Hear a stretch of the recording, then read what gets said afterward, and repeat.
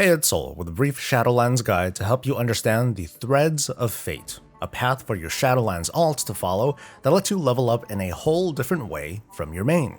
To access this feature, you just need to have one character at max level.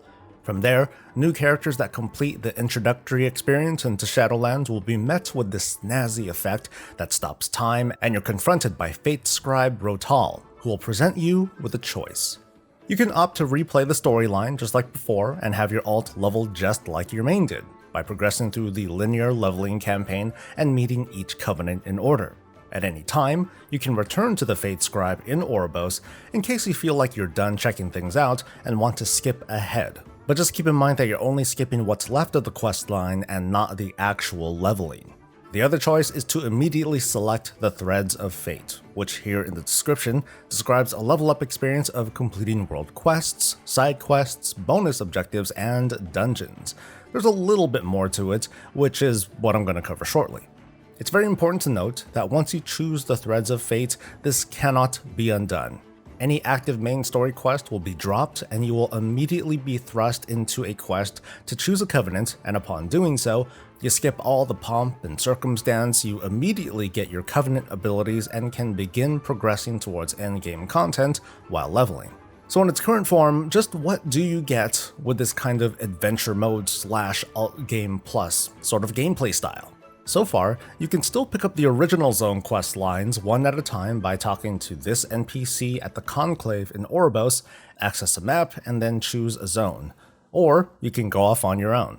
Flight paths are available to a key area in each zone.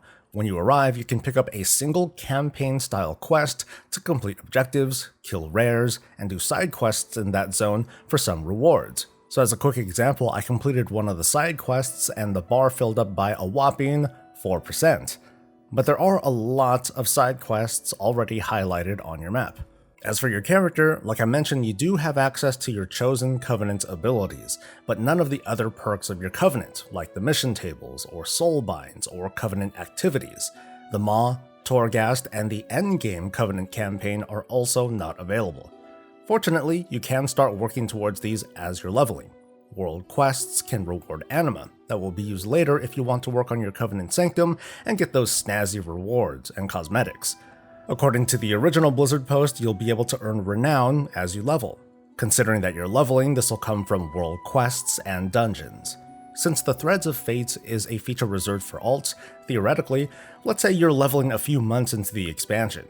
You can keep targeting world quests and dungeon content so that by the time you do get to max level, you have the renown that you need to quickly unlock soul binds and later parts of the Covenant questline, along with all the other rewards that come from Renown.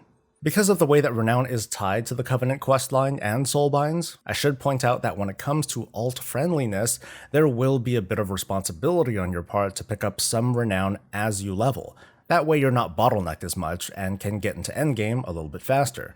But for those of you with many alts, the current state of Shadowlands suggests that you will need to progress far enough into the Covenant campaign to unlock soulbinds for each character. Feel free to start with the complaints and feedback. I have a feeling that this restriction is going to be lifted to an extent as we move forward in the expansion. There are a few things to point out that I'm sure are going to change before going live, but I'm bringing these up just to cover my ass. The item level rewards that you obtain from world quests are most likely not intended. Notice the item level. The zone-wide objective quests that you get from each zone seem to reward gear that scales to your current level, which is, obviously different and more up to date, so you can probably count on scaling to be somewhere more towards this band. But that's going to be it for this guide, and I hope this clears the air in case there was any confusion on how the Threads of Fate worked. If you are still confused, or if there's something that I didn't cover here, please feel free to leave a question in a comment below, and I'll do my best to answer it.